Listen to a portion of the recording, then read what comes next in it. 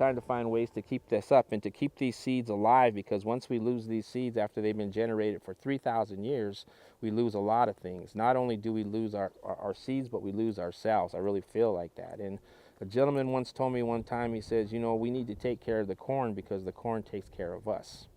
And so corn is a very good part of our culture out there. We consider our mother. And so we got to take care of our mother. And so by taking care of our mother, she produces new kids for us, and we're able to take care of the next generation of Hopi farmers. And so that's how that is.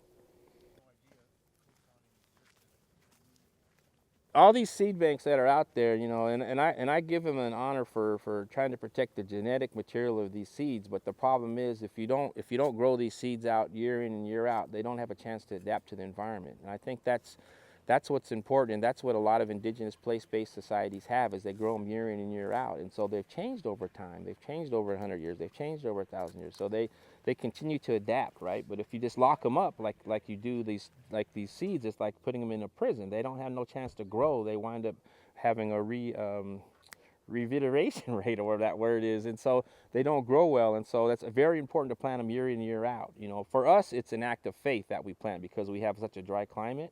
And so it's kind of like that, but that's what makes these things so valuable, is to plant them year in, year out, so they don't lose any of their vitality or any of their special place-basedness they had before they were put in a big warehouse, you know. And so it's just kind of like that.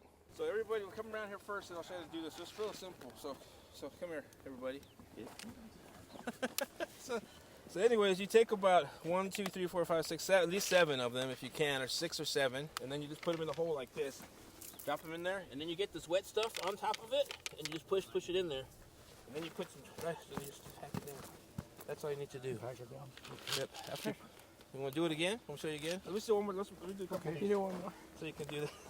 So you take 6 or 7 beans, and then you drop in the hole. You put the wet stuff on top, because that's the most important stuff, because it needs to germinate. Then you scooch it back in. Go to the next one. 6 or 7, drop them in there. You can find the wet stuff that they divoted out. Just put that on there, and then just cover it back up. I'm using a modified one-row planter. I plant in clumps. Now this is a little bit different in the conventional agriculture, because in conventional agriculture you have 14-inch rows. You have 1 seed per hole. Those seeds are spaced about 1 inch apart using the mechanized planters that they have out there in the Midwest. And so because we're in a dry climate and we only receive 6 to 10 inches of annual rainfall a year, we've been planting up in this area, up on the Colorado Plateau specifically, for the last 3,000 years. And so, and because we don't use irrigation and we only receive that small amount of precipitation, we have wide rows. So rather than your 14-inch rows, we have 6-foot rows. And rather than putting 1 kernel per hole, we put 10 or 12 kernels per hole. And that allows, at the depths we plant, was anywhere from 6 inches to 1.5 feet deep, to come up through the soil through a force. And so they're able to come up from deep depths like that. But they're also been designed after 3,000 years to spread out laterally about 20 feet. I've seen these roots go out about 20 feet. And so that's incredible for any type of maize. And so it's adapted to our arid environment. So it's very important, especially in a time right now where we're going through climate fluctuations. And so this is our way, and has been our way, of dealing with that without using any pesticides, herbicides, any soil amenities like potassium, phosphorus, or nitrogen.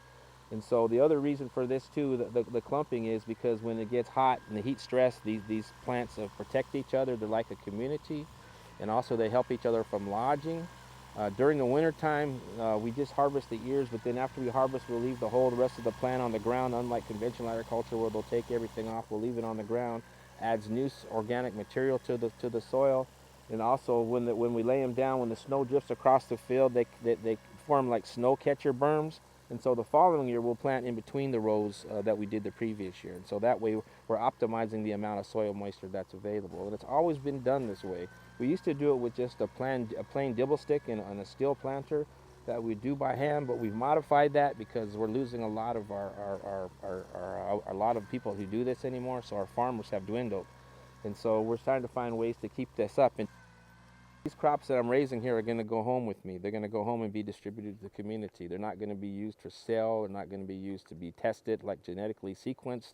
They're going to be used to give back to the community so that we can increase the chances of having more people farming that way. And so these crops are also very nutrient dense, meaning that whatever they take up from the ground here, because we use no pesticides or herbicides here, they just take up the natural minerals that are in the earth that make us healthy, not the stuff you buy in the supermarket, which has been tainted down. And what they're planting in the Midwest is just basically planting on dirt with a whole bunch of soil amenities to make the crops grow like they do.